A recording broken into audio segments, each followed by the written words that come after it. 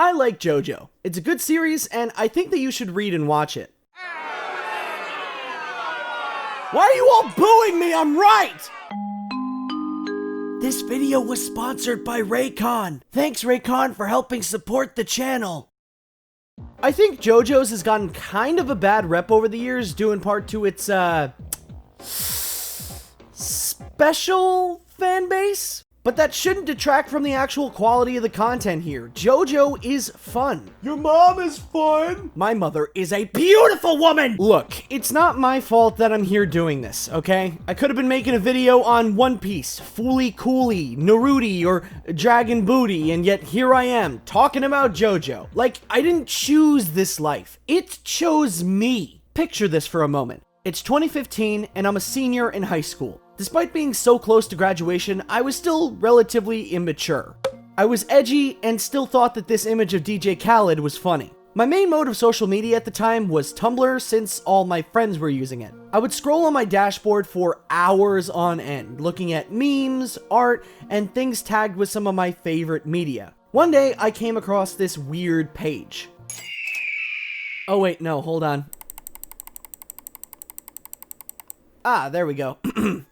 I found this strange post containing a gif from an anime I didn't recognize. It pictured this guy with wavy red hair almost seductively licking a cherry. It gave me a good laugh, so I hit the reblog button in an effort to share it with my friends and then proceeded to forget I saw it. The next day, I received a message from one of those said friends about the post. It read something like this. Hey man, I saw that clip you reposted. You watch JoJo? To which I then responded, what's a JoJo? Little did I know at the time, but this question would cause me to spiral into making one of the worst decisions of my entire life. The decision to watch JoJo's Bizarre Adventure.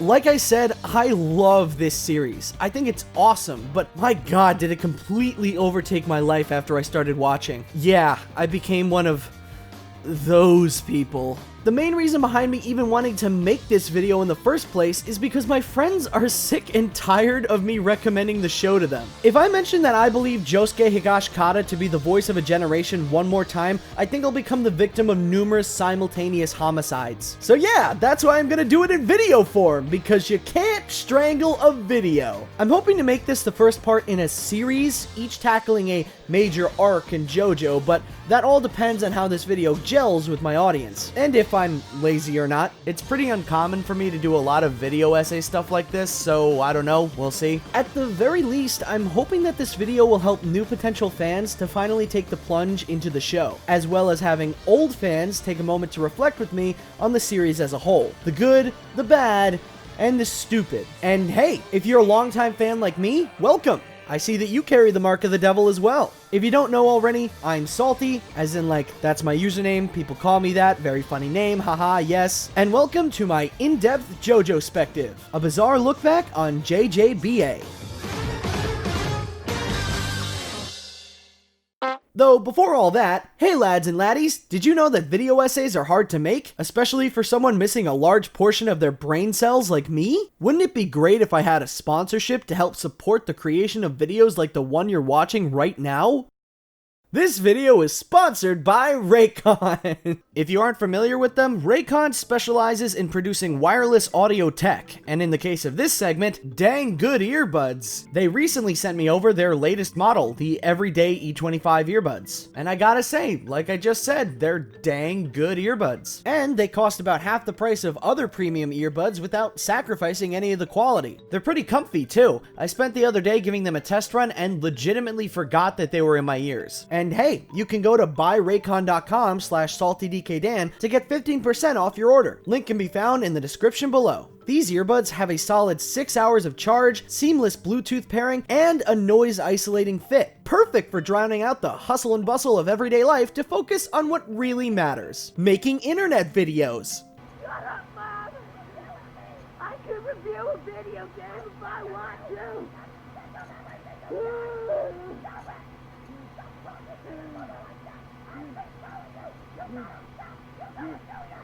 So once again, check out buyraycon.com/saltydkdan to get 15% off your order. Link can be found in the description below. Jojo is an interesting case in comparison to other major anime and manga, as it's split up into clear parts. Like, legitimately, each major arc in its story is split into things called parts, like Part 1, Part 2, Part 3, etc. And with each part comes an interesting new scenario and characters. Where will Jojo's adventure take them next? What kind of characters and locations will we see? How about the expansive Wild West, or maybe a quaint small town in the suburbs? Or how about just jail? I like that one. Jail is always fun. So, for the most part, I'm going to format this video similarly to how I personally discovered Jojo. While I'll try my best to avoid spoiling you too much on what the future holds as you watch or read through, expect some basic spoilers for Part 1. I mean, like, let's be real here. How can I talk about Part 1 without bringing up the story? It's like having a sandwich without the bread. But on the topic of spoilers from later story arcs, I wouldn't worry all that much. Most of the time, Jojo spoilers will make absolutely no sense out of context anyway, and will more so fuel your interest in getting deeper and deeper into the series due to how weird some of these are. Like this panel. What is this? Though before getting into the nitty-gritty of this video, we have to first ask ourselves the same thing I regretfully asked that fateful day I took the plunge. What is a JoJo?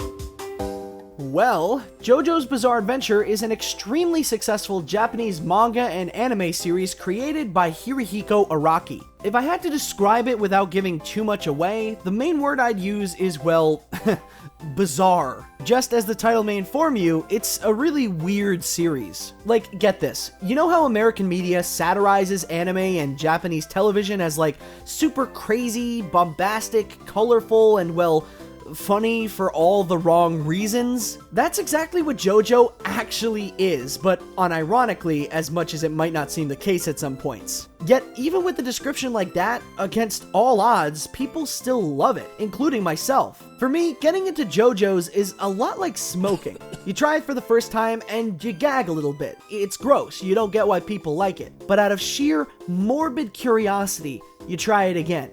And again, and again, and again, and bam, you're a chain smoker. Or in this case, an anime fan, which, depending on your point of view, is a whole lot worse. JoJo's is by far not Araki's first work. He had plenty of previous experience in the manga industry before JoJo was even a blip on the radar, authoring lesser-known stories such as Outlaw Man, Gorgeous Irene, and Bao. That being said though, the creation of JoJo is what skyrocketed him into legend status, with it not only being his most successful series, but the longest running one, having been started over 30 years ago and still ongoing to this very day. My man's has been at this for a while, and you can tell he loves working on it as much as the fans love reading and watching it. Speaking of the latter, it was only until fairly recently that JoJo was even given an anime adaptation. Despite its popularity and age being similar to that of other long-running shonens of the time, it only became greenlit for the small screen back in 2012. Animated by David Productions, which I can only hope is owned by a guy named David,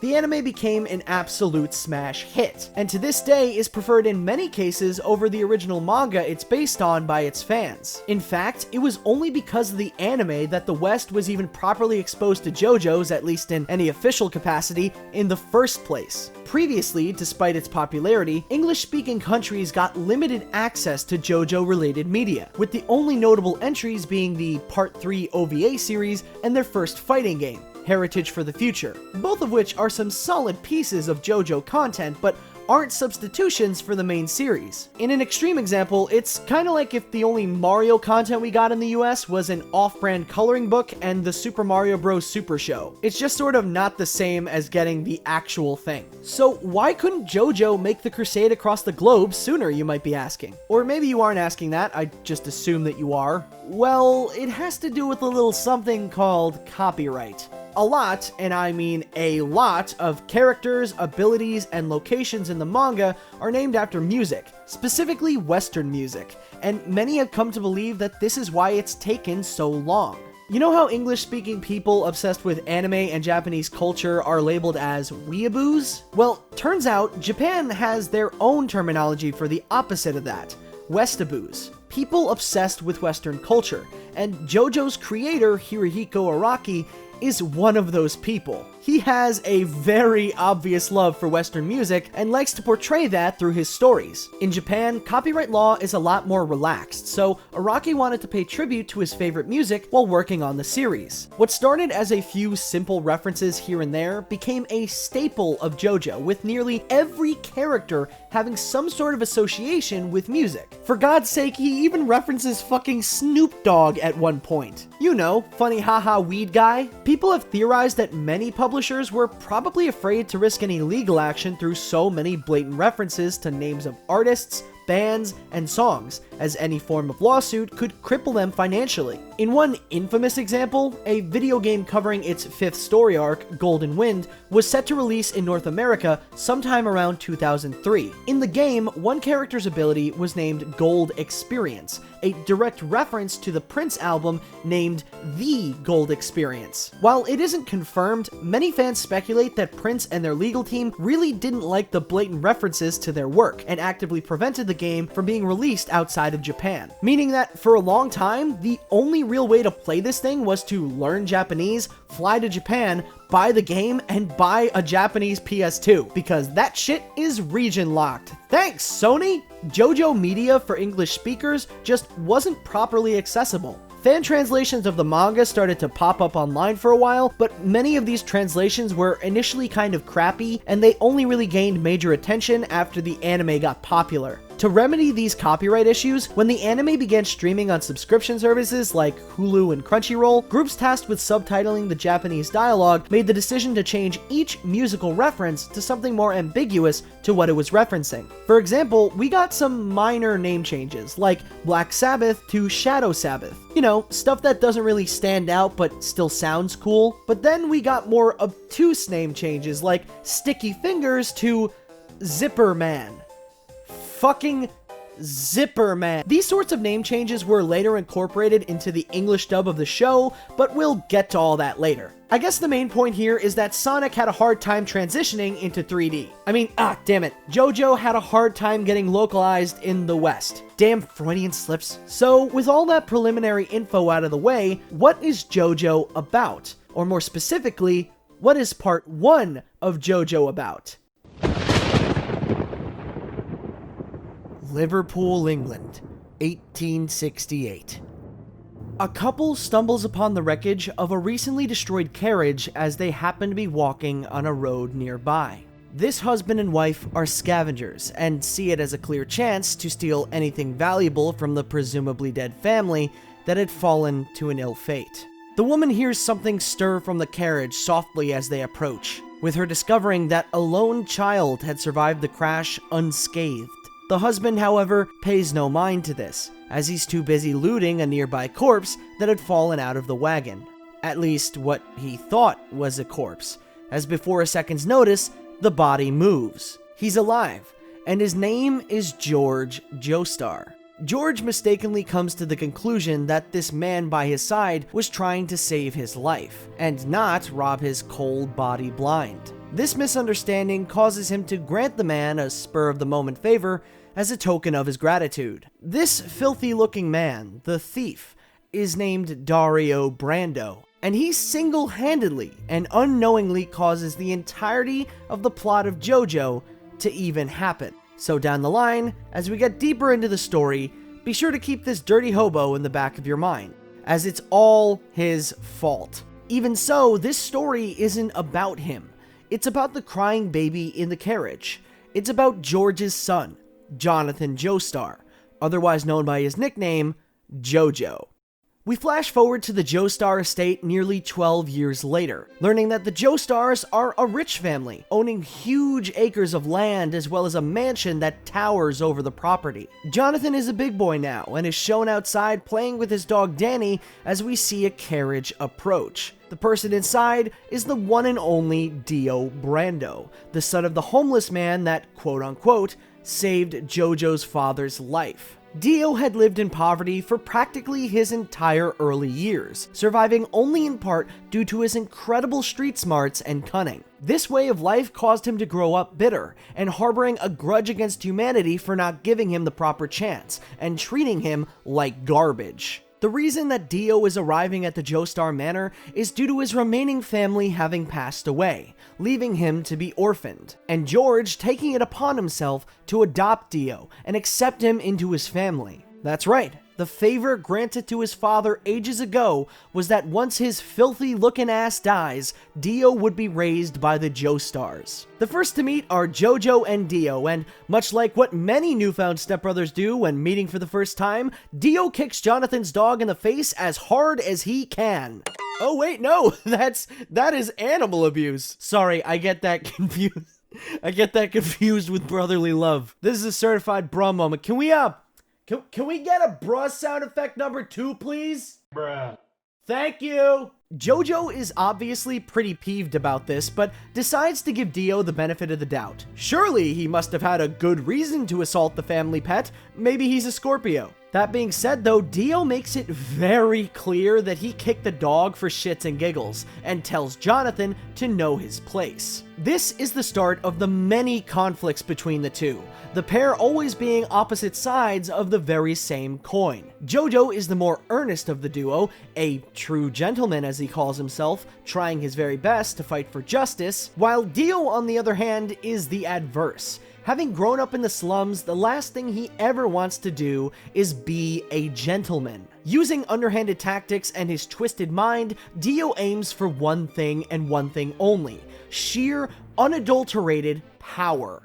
Throughout his lifelong journey, he craves the strength to assert his dominion over the world, and authority to make even time itself kneel before him. But as of now, he simply lusts after the Joestar family fortune, what he believes to be the very first step towards his limitless conquest. As the story continues, we see some more similar clashes to the one between him and Jonathan earlier. Dio destroys Jojo in a boxing match, gaslights his friends into hating him, and even turns his own father against him. Surely at this point, Jonathan would have had enough. Maybe he'd fight back, show his newfound brother who's boss, maybe find some neutral territory, some peace and friendship?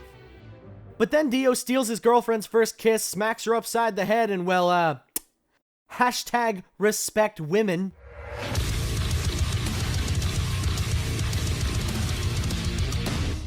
After a beating like that, despite what you might think, Dio gives up. He respects Jonathan for standing up for what he believes in, and the two find some much-needed common ground.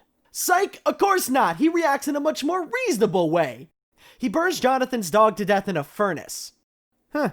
Well, that's not how you do it. Thus ends episode 1. Yeah, that's right. Everything I just summarized happened all in one episode. Most of them are like this actually, packed to the brim with content, and it's because of this that over time, it shifts and changes so much episode to episode, season to season. More so in the first 2 parts, but it still applies later too, in my opinion. Judging by what you know so far, you probably would have never guessed that this series features ancient vampires, pasta that cures your constipation, and Mickey Mouse. But that's what's so great about this show. You never know what you're gonna get. Like I said, Jojo is constantly moving and evolving in more ways than one, especially in writing, style, and design. But we'll talk more about that when we get to part 2 onwards. For now, let's just keep focus on part 1. As you can probably tell by my quick summary of the introduction, JoJo's Part 1 is a period drama that focuses on the sibling rivalry of Jojo and Dio. Well, that is of course until Dio comes in contact with a magical stone mask that turns him into an immortal vampire. Oh,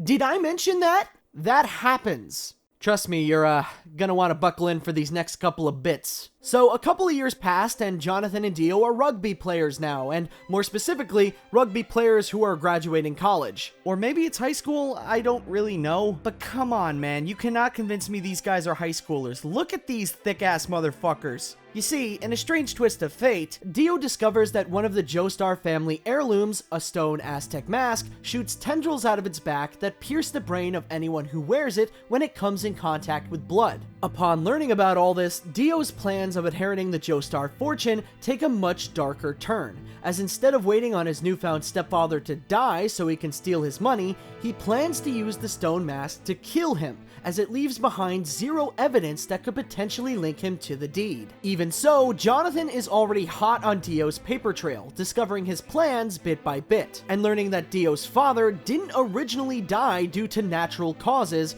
but foul play. Poison. The same poison that is keeping Jonathan's father, George, sick, bedridden, and defenseless. It's also at this point that Jonathan meets and befriends a street thug by the name of Speedwagon. The way he befriends him, you ask? By kicking his ass. Dude, I want to become friends with my mugger? What the hell? Speedwagon doesn't really contribute much to the plot besides being a commentator for some future fights, but I just thought I'd mention him because I think he's neat. And despite being pretty much useless, he has a special place in my heart for being an absolute doofus. Here's to you, Speedwagon. You beautiful bastard. Wait, what was I talking about? Oh yeah, the story. Distraught by this whole situation, Dio decides to go out drinking, as he fears it may be his last night as a free man. Inebriated, he ends up bumping into some rowdy old men who taunt him mercilessly, calling him out on how much of a drunkard he is, and ironically, showing him how much he ended up becoming just like his failure of a father. The realization of this pissing him off more and more until he snaps and decides to test his stone mask on a living being for the very first time, on one of the older men who had made the mistake of heckling him. Once activated, Dio learns that the mask doesn't necessarily kill its wearer, but instead inexplicably turns them into immortal vampires, and after a close call near sunrise, he heads home with a new scheme in mind. Before we keep going, quick critique about this revelation that I want to come back to later. In the anime, there is barely any sort of foreshadowing that the mask does anything like this. I mean, sure, the camera seems to linger on it a bit too long sometimes, and it pops up more than once, but there is no indication that it's magical at all. The only thing we see it can do is shoot spikes out of its back. When I first watched the show, I definitely figured that it had some sort of significance, but not like that. This becomes a whole lot weirder of a narrative decision when you realize that the manga actually has a scene in its opening pages that super clearly shows that the mask has magical powers. I'm unsure why this wasn't present in the anime whatsoever. You could say that it was cut for time, but like, the scene is legit less than a couple of pages in the manga, and works as a really good hook for the story. Then again, without this scene, the stone mask's powers are a lot more surprising, which is what I think they were trying to go for, but I personally feel the show would have benefited more from adapting the scene. So yeah, the stone mask can turn people into vampires. Vampires. When Dio arrives back at the Joestar Manor after all the shenanigans, Jojo and company are waiting to ambush him with the police as he arrives. Dio, remaining cool-headed, stabs Jonathan's father and uses the power of the stone mask on himself. This, ladies and gentlemen, this is where the real plot begins. Now, as a powerful, immortal crime against humanity, Dio no longer seeks the fortune. He seeks the power I had brought up earlier.